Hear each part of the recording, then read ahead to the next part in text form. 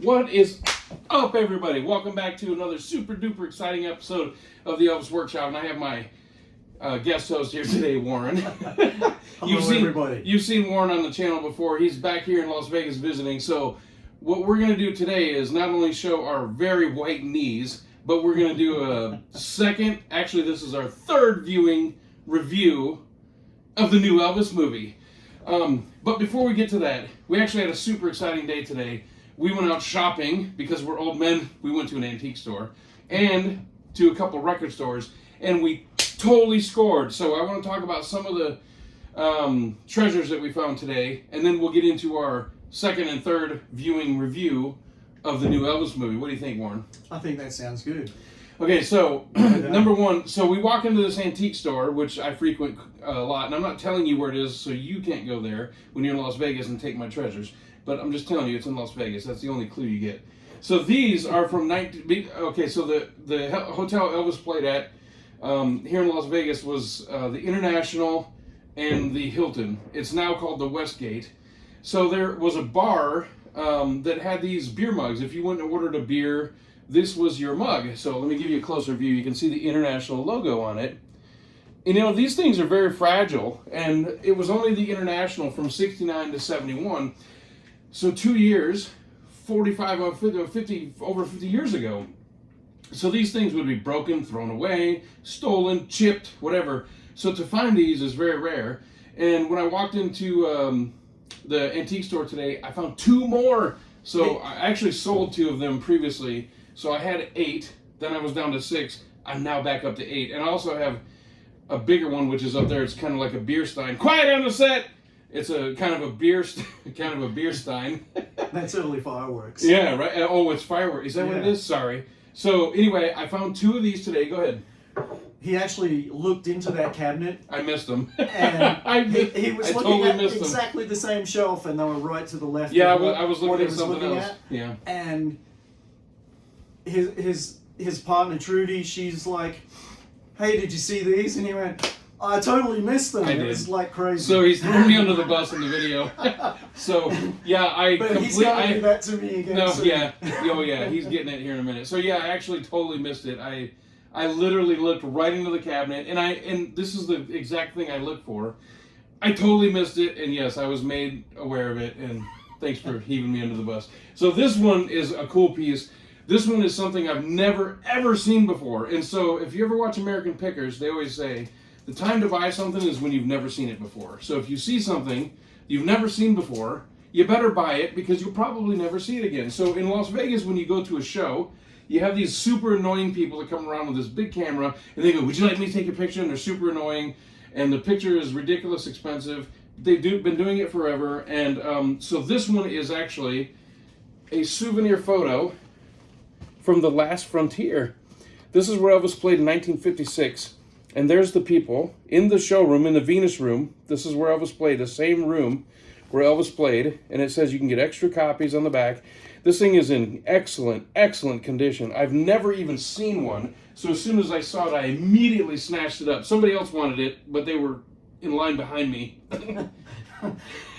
I graciously let him have that one. Now, if anybody he revenges it later. We'll get to that in a moment. If anybody recognizes those people, we'll send you the picture back. That's true. I'll give it to you. So another thing, and this is totally a reproduction, but I thought it was cool. So the Elvis in concert jackets near the end of Elvis's life, I think just the last couple tours, this is a patch. Just the Elvis in concert. It's just a patch. But and again, I know it's not a legit vintage piece, but it is identical to what's on the jacket. So I snatched that for just a couple bucks. Go ahead. That's a sweet piece right there. I didn't see when he picked this up. This is great. This I found in a bunch of magazines. What's it say on it? Read the names and the date. A rock and roll roundup from January 1957. It has Teresa Brewer, Fats Domino, Gene You could have Vincent. skipped her. Nobody knows who that is. I'm sure they do. Okay, so Fats. Pat Boone, Laverne Baker, Bill Haley, the Teenagers, Ruth Brown, the Cadillacs, and many more. And this guy on the front here, you might recognize him. He's Elvis Presley. Now, what's the date on the bottom? Because it shows January the date 1957. on the bottom. That's awesome, right? So we go into one antique store, which again, I'm not telling you where it is. because I know that some of you are locals. And we found all this booty. Speaking of booty, next door was a record store. And this is the fun part of our review. I mean, our video until we get to the review. Actually, it's not so fun for me. But so, would you hand me the big yellow one? Okay, so I want to say something. The reason that you're watching this video, and the reason he's sitting here, not here, that'd be like Santa Claus, but over there. The reason that we're making this stupid, goofy video is because of this record right here. So this, let me de-sleeve it. Hopefully I don't break it. More. This is a 78. Let me give you a closer view. Of Sun 209. And if you look closely, it says That's All Right. This is Elvis Presley's very first officially released single on Sun Records in Memphis, Tennessee. This is what started Elvis's entire career. So these go for a pretty heavy penny. This one's actually cracked. You probably can't see it. And it's actually a very small, very minor crack. It'll actually probably play okay. But I got this for, look, it cost me some money, but considering the condition, it's an excellent condition except for the crack. The label is very nice. The rest of the vinyl looks good except for a minor crack. Excuse me. I got it for a very good price. But we are sitting here today, and you're watching this video today because of this. And this, I have met so many people. I had another person over here earlier today who played drums for the Sweet Inspirations and played with Elvis for 9 years.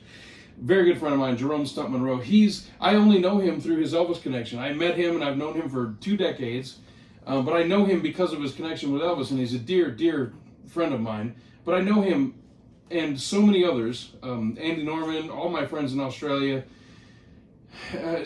countless people, really, all because of literally this one record. If this one record did not happen, I wouldn't know most of the people that I know, and my life would be completely different. So I'm so thankful just for this one record to have happened, and of course everything that happened after that because of this one record. But I walked into the store today not knowing that I was going to find this, and found it and made this purchase. I have others. If you can see over there, there it is on the wall in the red. I have a 45 of it, and I have replicas like the gold one there, but this is a real one from 1954, and it just makes all the difference in my life, because I would not know all the people I know without this very record. So I got this today. I'm a very proud owner of this 78 that I purchased today. Now, with that being said, so.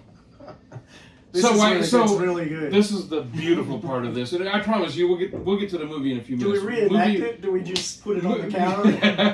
Yeah, movie. What movie? We'll get to the Elvis movie here in a minute. Okay, so all of you that are watching this, or most of you, hopefully all of you, are familiar with Elvis single "Mr. Train," which was Elvis's last Sun single. Well, the song "Mr. Train" was written by Sam Phillips and Junior Parker. Yeah. So I walk into this record store yesterday, and I ask the owner, "Hey, do you have any Sun records?" Because he knows the value of the Sun records. He keeps them behind the counter, hidden. I say, "Do you have any Sun records?" He says, "No." I say, "Okay, well, I found a record that I thought a friend of mine, Tony Stoogesbury, might be interested in." So I sent him pictures of it. He messages me back, says, "Yes, I would like that one." So we went back today to pick it up. I go in again today, and I say, "Are you sure you don't have any Sun records?" And the guy sees that we're serious buyers, even though I've been in there 50 times. And it's because excuse the fireworks in the background. It's July 4th coming up. Say again? It's because I was with you. Oh, it was. Again. Yeah, it's his animal magnetism. That's right. So I say today, "Do you have any Sun records?" He says, "Well, yeah. Hold on a minute." He opens up the vault. Opens up these boxes. He's standing off to the side. The guy is flipping through 45s, and he throws this one on the table at me. Let me show it to you. So, for those of you that couldn't see it, or it's blurry, or didn't want to take the time to read it, it's the Sun Records release of "Mystery Chain" by Little Junior Parker and his Little Junior Parker's Blue Flames. So this is the second or first? First. That was Junior Parker's first single. So it's the first first release of Mystery Train, right? So this is the very first of 3 releases of Mystery Train. So there was Junior Parker, Elvis, and Vernon Taylor. Vernon Taylor, like I said. So he throws this on the shelf, on the counter in front of me. I pick it up and I look at him. He's 10 feet away, and I said, "Sun in the Wild." So I hold it to the side like this on an angle, and I see the push marks, which for you that don't know, that means it's a real Sun record, not a reproduction. And I said to him, "Push marks," which means it's real. And then he says, Who is it?" And I said, "Mystery Train." So then he skedaddles, comes over to the register, and I asked the guy at the counter, I said, "Give me a price on it." Now, mind you, he's actually bidding on an auction on it on eBay as we speak during this conversation. How much was your max bid? Over 300. How much did it go for? Over 300. Okay, so the guy at the counter, who, by the way, his prices are very overpriced for the most part, looks at me, goes on the internet, does some of that clickety-clackety, looks at me, and I'm standing there holding the record.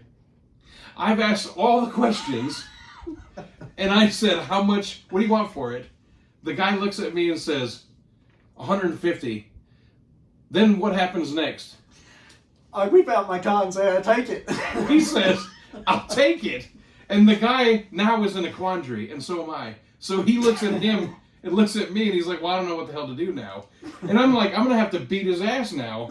And I thought about it, and I thought about the highs and the lows and the variables and everything. Anyway, so there's a backstory that'll be too long, so we'll just keep that for another day. Now, this came out before 209 even appeared. Yeah, before I bought this. We didn't even know 209 existed in the store. This is before the 78. So yeah, I'm standing at the counter, literally holding it, and I say, "What do you want for it?" The guy says 150. Meanwhile, he's on eBay bidding for twice the amount, literally. And the guy says 150. He trumps me and goes, "I'll take it." And you ever bid on something on eBay, and that little, when you bid on something and you've been outbid, and the little thing is red and it goes brrr, like this? That's how I felt. I'm like, I'm literally standing here being outbid in person. So this will be my last appearance in videos with Rick. He's fired. So I understand that it means a lot more to him. I would love to have it, but to find a Sun in the Wild and one like this is a below 200 series. If you know anything about Sun, you know what that means. And he has the 2 other original masters. I have 1, but he has 2, and this is 3, so it completes the trifecta. And it would mean so much more to him. So I relented, and I let him outbid me. And so he owns the Mystery Train 45. And I'm grateful to you for it. It was awesome. It was awesome. It was actually really, I totally respected him for doing it because I would have done the same thing.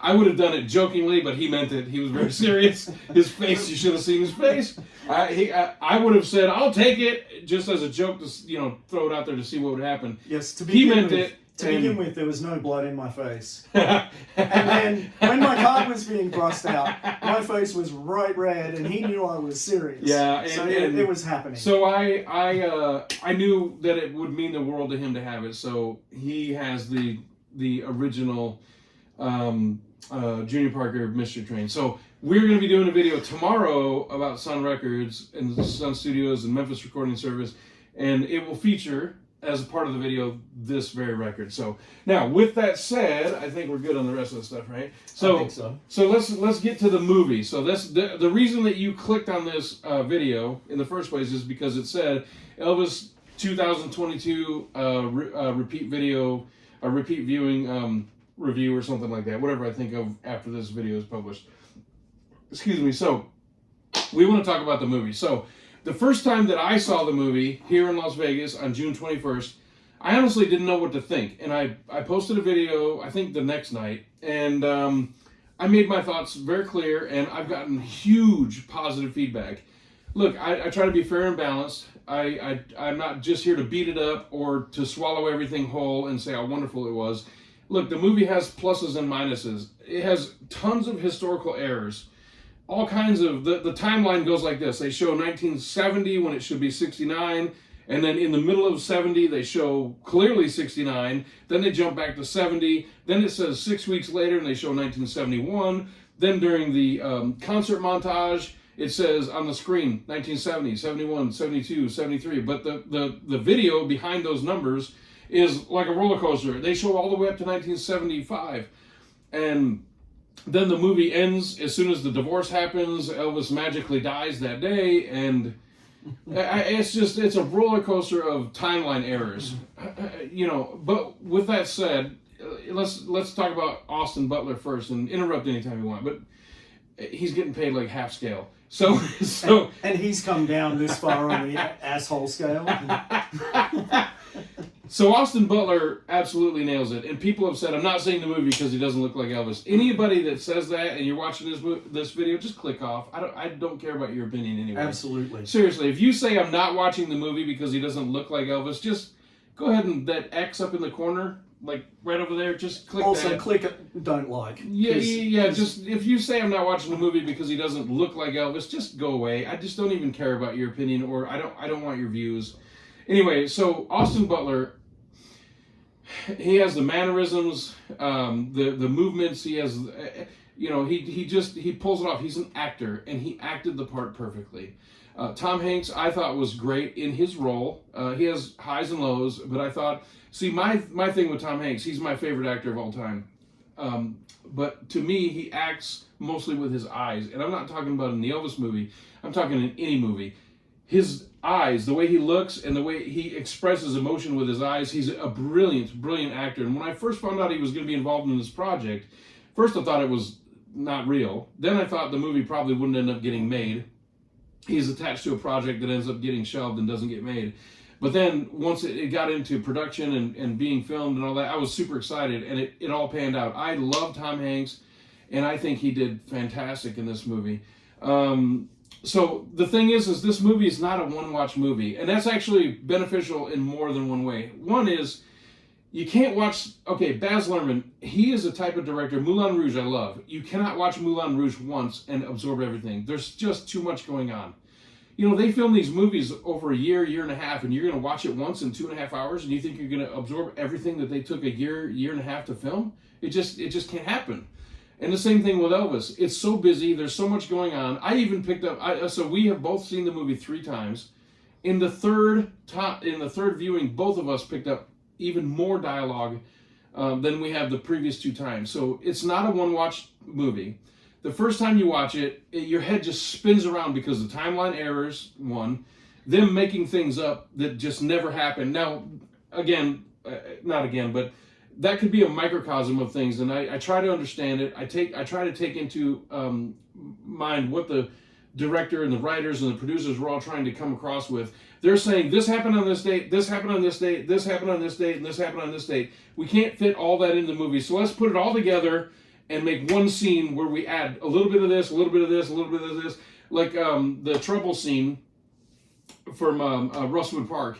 The finger thing was in Jacksonville. The song Trouble didn't come out until 2 years later. There were several things that did not happen that night, but they put all of them together into one moment, and it fit perfectly into the movie. So I have no complaints at all, even though it's totally historically inaccurate. It was not a one-song concert. There was no riot. They were happy to have Elvis. He was a hometown boy. They were thrilled that he was back. But it fit the movie perfectly. The one issue that I have, and actually there's 2, but the divorce and he immediately dies, I've been able to digest that a little bit more. The one issue that I have is this right here. This is September 3rd, 1973. This is the actual concert right here. It's on a Follow That Dream release. The firing of the Colonel from the stage just never happened. And I understand, again, Elvis was volatile in September and October 1974. He was saying things from the stage he should not have been saying. He was being vulgar. He was being angry. He was yelling and screaming. I'll rip the tongue out by the roots. These things, which they included that line in the movie. It's very subtle. It's very quick. If you listen, you can actually hear it in the movie. And it took Rick 3 showings. 3 viewings. Both of us. Did you catch it in number 2? The third time. Third time. So it took both of us 3 viewings to catch it, but he actually says, I'll rip your tongue out by the roots. And it took 3 viewings of the movie for both of us to catch it, and we're hardcore fans. So my one really burning issue is the screaming and yelling of Elvis from the stage, firing the Colonel. So nobody knew Elvis, or nobody knew Colonel was an illegal alien until the 80s, years after Elvis died. So it's the whole scene of Elvis saying the FBI should be looking into you, you're an illegal alien. It's that one scene bothers me more than anything else. The rest of the movie I can let slide as far as artistic interpretation and liberties. That one scene I still have a problem with. We actually have an audio recording of that exact show that they highlight in the movie, and nothing even close comes out of that. And Elvis lived and died and never knew Colonel was an illegal alien. And that scene just still rubs me wrong. The whole thing with Elvis dying the day of the divorce in the movie, or implied, is whatever. It is what it is. They fast forwarded to the end. I get it. But that one scene still rubs me wrong. And the fact that they erased Linda completely. So I've said this in my first video. I'm going to say it again about these two books. A Little Thing Called Life by Linda Thompson. She should have been included in the movie. Listen, they showed the one scene with the made-up girlfriend in the bed with them. Maybe it was Sheila Ryan. In the car, returning. No. In the hotel when he got the gun. Oh, they showed the brunette, the unnamed brunette. Mm-hmm. Had they just had her blonde, it could have been implied that was Linda, and then we could have said, okay, Linda was in the movie. All they had to do was show her with blonde hair. But they didn't, and that was on purpose. Come on, that's not an accident. Everything in this movie was purposeful.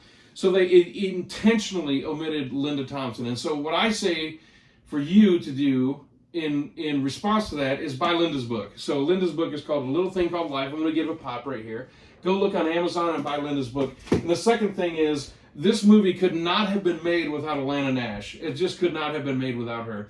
She did all the heavy lifting. She just did. It's well known from the people on the inside that I have contact with that Baz Luhrmann was on 2 separate occasions physically handed 2 copies of this book. And it's called The Colonel, The Extraordinary Story of Colonel Tom Parker and Elvis Presley by Alana Nash. It's on Amazon with a new afterword since the movie has been released. You need to go get that book. If you're interested in this movie at all, go get that book, because this movie was based on this book, and that has not been recognized, and it should have been. So with that, I'm going to hand it off to Warren, and I've babbled enough. Warren, you've seen the movie 3 times. Well, just to go back to your comment about the "I'll rip your tongue out by the roots" comment. That neither one of us caught until the 3rd viewing. Earlier, Priscilla is leaving Elvis, and she says to him at Graceland, right? At Graceland, you are strung out, which is part of the Desert Storm speech, October '74, which the "rip your tongue out" at the roots came from as well. Yeah. So it's very subtle. They've clearly done their homework, because they're referencing something that is known to fans. It really happened. That really happened, but they're using them in a different context. That's an example of using them in a different context to make it fit their agenda with the movie, whatever that is. Now, as Rick said, there are timeline issues, like he mentioned Trouble. The other one is Louisiana Hayride, first show. It wasn't Baby Let's Play House. Baby Let's Play House was still 6 months away from being recorded. Come on. Excuse me. And then Jimmy Rogers Snow shows up with "That's All Right, Mama," or "That's All Right." Elvis always we should have brought a fake one. Yeah. In a sun sleeve, which didn't exist until 1958. Yeah, there are errors left and right. So that was, for a lot of people, that was the first turnoff. And it's like, at first, my first viewing, I was like Rick. Oh man, that's wrong. That's wrong. That's out of order. The timeline doesn't match. But I said to myself, it's a movie. Just calm down. Let it run. And that's what Rick did the second time. Well, I did it 3/4 of the way through the first one, but yes, I was a little more high-strung than he was. Yeah. I admit it, okay? I admit it. All right, I admit it. What do you want out of me? I know, and we chatted about it afterwards, because he was like, man, I hated it. I didn't hate it. He's lying like a rug. I disliked it intensely. Yeah. There you go. So, I kind of talked him off the cliff a little bit, and then he said, okay, I'm going to see it again tonight. And I said, so it took me literally like 2 to 3 days to actually digest it and absorb it, because it was so shocking. And then one day I came home from work. It was the 23rd of June. It debuted on the 24th, but actually they were playing it here the 23rd. I came home from work. I got home at 5 o'clock, looked at my phone, pulled up Fandango, It was playing a half an hour later, and I clicked buy, and I said, I'm going to the movie. Like, it was an instant, spur of the moment. I had to go see it again because it disturbed me so much, but it was so exciting at the same time. But I had so many questions, and I thought, there's no way I could not capture all of it in one viewing, and I had to go see it again. Now, despite the fact that Baby Let's Play House wasn't recorded, and what a performance, though, right? Wasn't recorded, and then the stage work for the 68 comeback, and then the stage work at the International. Oh my God! Amazing performances. If you don't enjoy just those parts, you are should get dead. out. You are just dead. Just get out of the theater. Because there's a section in there that all 3 times the hairs on my arms have risen. Yeah. When Elvis is coaching the band on how he wants to be introduced. And it is just like being in the room. It was really great. And you have to see it at the theater. That is one thing. Yeah, see you have it to. in The a sound. theater. And listen, this has been a rampant problem. If you get into the theater and you're watching this movie and you're not enjoying it because it's not loud enough, just go out in the hallway and ask the little teenager in the hallway that has the headphone on, hey, we're in theater 12, can you crank it up? It's a concert movie. They will, and it makes all the difference. But as Warren was saying, listen, I have to say one thing, and I said this in the first video, my first reaction video, but I'm going to say it again. The sets are amazing. The 68 special, the Hayride, Beale Street, the International Theater, all of the sets are absolutely stunning. The detail is amazing. They just absolutely nailed it. So the first time I watched the movie, I walked out of the theater and I didn't know what to think. My head was literally spinning, well, not literally because I'd be dead, but my head was spinning around in circles on the inside, I guess I should say. I didn't know what to think. I enjoyed it visually and I enjoyed it audibly, but the story threw me off so much. The timeline errors and the things that they just made up. Elvis living in his RV in front of the movie studio. Really, he had 5 different houses in Hollywood and Beverly Hills during his filming of the movies, but he's living in a freaking trailer outside. Come on. There's so many things that threw me off the first time, but then I just absorbed it, digested it, and I thought, okay, it's just a movie. There's errors and there's continuation problems, but just go watch it as a movie and enjoy it because we have an Elvis product in 2022 in the theaters. Let's just go watch it again. And I watched it again, and I liked it a lot more. And then him and I went and watched it again yesterday, and it's just the more you watch it, the better it is. It just understand that they know what they did. They know that the Lisa Marie was not there in 1973. They did it on purpose. They know that he didn't own Graceland before Rosswood. Everything that was done was purposefully done. Because if they knew that Elvis had a bandage on his hand in 1974, they know that the Lisa Marie was not there in 1973. So there is nothing done by accident in this movie. So just watch it for what it is, enjoy it for what it is, and if you just relax and take a deep breath and just go, okay, there's errors, but it's done on purpose, and just watch it, it's a fantastic movie. What did you think? What's your end of the day opinion of everything? I want to see it again. We've seen it 3 times, and I want to see it again. And I can't wait for the multimedia or whatever the DVD or the Blu-ray. I don't buy DVDs, but they're basically the same thing. Only one has more letters. I can't wait for the home the home video package. Yeah, the home video package. I can't wait for the Blu-ray. The short answer. I can't wait, and I really hope it's been advertised that they had a 4-hour cut that they had to cut down to 2.5 hours. Listen, 2.5 hours goes by like that. So the Elvis meets Nixon scene was filmed for the movie. More Beale Street, I'm sure, was filmed. If you watch the trailer closely, there's things in the trailer that are not in the movie. So there's dance scenes of Elvis on the Hayride that are not in the movie, that are in the trailer.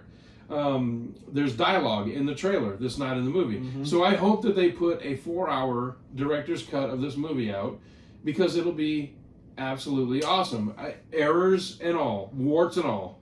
So my verdict is 2 thumbs up. I wasn't so sure at first. I was a little disturbed, and I didn't quite know what to think. But the more I've watched it and the more I've digested it and absorbed it, and I love Baz Luhrmann. I love him. His style is awesome. And the third watching, I wasn't even so much watching the movie. I was watching his director, his camera angles, and his shots, and I could tell that they had done take after take, just watching the movie and dissecting it, because I already knew what scene I was watching. I knew the dialogue that was coming. So now I'm at the point of watching how they did the scene and how they put it together. And I'm looking at the background, and I'm looking at the posters on the wall in the background, and making sure Strum Kid is there. And yes, everything, everything. So anyway, we're gonna wrap this up. But my official second and third viewing review, which is what this video is all about, is 2 thumbs up. I know it has warts. Every movie has warts. No biopic is perfect. Look, you got La Bamba, Great Balls of Fire, Get On Up. Come on, name some. Walk the Line. Walk the Line, biopics. They all had things. Listen, if you go to Wikipedia and watch, read all, or any website, and go read about these biopics, every one of these, and don't tell me it's not a biopic. It's a freaking biopic. Call it what you want, but you know what I mean. It's not a biopic. Listen to him. You're fired. Listen, you can call it what you want. You can say it's not a biopic. I'm not here for semantics. It's a movie about a person. He was an entertainer, like Richie Valens in La Bamba. Let's call it that.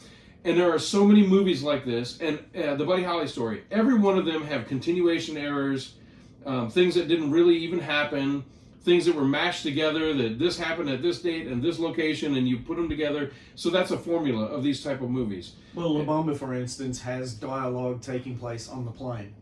Nobody knows what they said on the plane. Yeah, they got on the plane and they're chatting. That's a great point. In the movie. Yeah. So nobody knows what went on in the plane, and it was only in the air for like 15 minutes anyway. Yeah. So if you're going to knock this movie, the Elvis movie, just because it's wrong, then don't ever watch La Bamba again. Don't watch La Bamba. Don't watch Great Balls of Fire. Don't watch Walk the Line. Walk don't the watch Line, any of them. because they all have these same issues. Listen, Elvis is always bigger than everybody and anybody. Bohemian Rhapsody was all timeline over the errors. Place. Yeah. Lots of things. What's the Elton John one? Rocket Man. Rocket Man. That was all over the place. All over the place. And you know what? Rocket Man's a great movie. So think about that when you're watching this movie and judging it, which I did initially. I'm not absolving myself of this. I did too. I thought, what the hell's going on here? The Lisa Marie in 1973. What the hell's wrong with this? This is the formula for these types of movies. So at the end of the day, enjoy it for what it is. There could be no Elvis movie, like there has been since 1977, right? So we have this movie here in front of us. Enjoy it for what it is, and yeah, there are errors. It's not a documentary. It's not presented as a documentary. Enjoy it for what it is, and the more we watch it, the more both of us can't wait to watch it again. And I cannot wait for the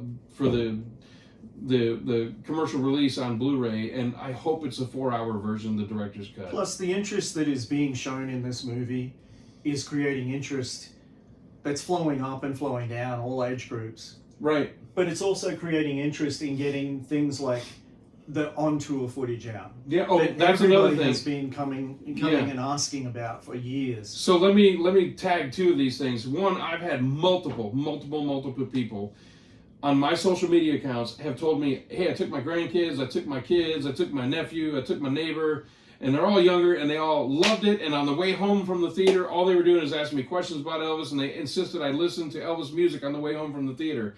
And number 2 is, this is the big one.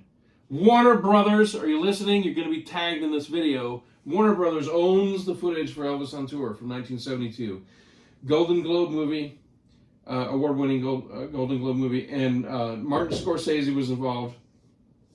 This movie has been sitting on the shelves in the vaults at Warner Brothers since 1972, doing nothing, just rotting away. Go see this movie, because all of those ticket sales will tell Warner Brothers, hey, we need to release something else to get more money out of these people.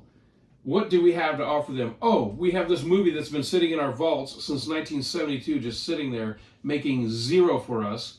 Let's take that and release it, and maybe we can squeeze these idiots, which is us and you, for more money. So we have a basic Blu-ray version of the movie itself. No extras, no nothing. The Searcher had a little bit of footage of Elvis singing Burning Love that was extra, and that's it. So we don't have it. We have a little bit of bootleg footage, and that's it. So we have almost next to nothing from Elvis on Tour other than the official release of the movie itself on Blu-ray, We need a deluxe box set of this movie with as much footage as we can get. And the way to get it is for me and him and you to go watch the movie and show them receipts that say, hey, these people are interested, and make them say, we want to put something else out. And that something else is Elvis on tour. We need it, we want to get it out. So go see this movie. Take your friends, take your neighbors, take your kids, take anybody that can buy a ticket, take them to this movie. And while you're there, enjoy it. It's a great movie. What do you think? Absolutely. I've written a review for friends of mine in Australia, and did you do it in English? Yes. Okay. All the way. Some of them asked me to translate it, but it was cool. Most of them were pretty good. They asked their uncles. So I sent that review, we mostly jokes. Friends and family in Australia, and a lot of them were on the fence. They were thinking, no, this isn't going to happen. But I told them, don't look at it strictly as a biopic. Look at it as a cultural event. This is showing how Elvis helped bring change. Things that he assisted with Martin Luther King. Not directly, very indirectly. But people like Little Richard, it opened the door for them to be able to perform on national TV. Chuck Berry. All of those guys. Fats Domino. Who Elvis said, this guy is really the king of rock and roll. That was witnessed by multiple people at the press conference for those questioning it. I dug into it myself after that because I thought, I've never heard this, but I dug into it after seeing the movie, and there is no audio and there's no video, but multiple people that were at the 69 press conference that were reputable journalists heard Elvis point at Fats Domino and say, he's the real king of rock and roll. Exactly. So like... It just opened the door for the world. The teenagers of that day were looking for something new, and this guy. And it wasn't Pat Boone. It wasn't Pat Boone, and how much is that doggy in the window? That's for sure. Let me ask you a question. Mm-hmm. Since the movie has aired, the people that you know, not me, but people you know other than me, what has the general consensus been on the response to the film? Most of them love it. Most of the fans, the hardcore fans that I speak to, have loved it. Yes, they've seen inaccuracies, but they've overlooked those. Yes, he is not 100% looking like Elvis, but who the hell did? Nobody looks like him or sounds like him. The most famous double negative of all time in the history of mankind was Marion Keisker asking Elvis, who do you sound like? And his response was, I don't sound like nobody, which is a terrible grammar double negative. But so nobody looks or sounds like Elvis ever. It's just the way it goes. The same thing for me. So the hardcore fans that I know, a lot of them had reservations at first, and after seeing it the first time, they had the same feelings that I had, and similarly him a little bit, that there were some major issues with the film. But after absorbing it a little bit and seeing it again, the demeanor and the attitude changes completely. So I was going to say this. I totally forgot. I was going to start the video with this. I've been thinking about making this video for a couple of weeks. We'll edit that back to the start. We'll put this in the beginning. If you're too close to the fire, you get burned, and that's us. We're the Elvis flame is right in front of our face, and so when we see things like that happened 3 years later than they're showing, that's us getting burned, right? We're too close to the fire. Mm-hmm.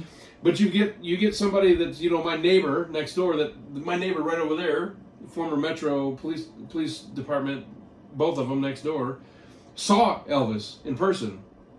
They saw the movie. They don't know anything about Elvis except that they saw Elvis in concert, and they absolutely loved it. They thought it was great. Now that doesn't mean that they're accepting things as truth that weren't truth because it's in the movie. That's a whole nother subject. I don't even want to get into that, but it's just look at it as entertainment and enjoyment, and it's a film about Elvis to the masses. And we're too close to the fire, so we got burned. I got burned a little bit more than he did, but I'm okay now. I've healed. The neighbors that actually saw Elvis, but don't know the crap that we know that nobody cares about, thought it was great. So just watch the movie, enjoy it for what it is, and appreciate it for what it is, and appreciate the fact that we even have a movie about Elvis in 2022.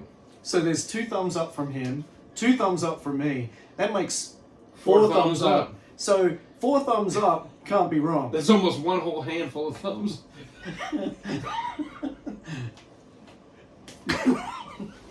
All right, if you don't like this video, I don't know what to tell you except.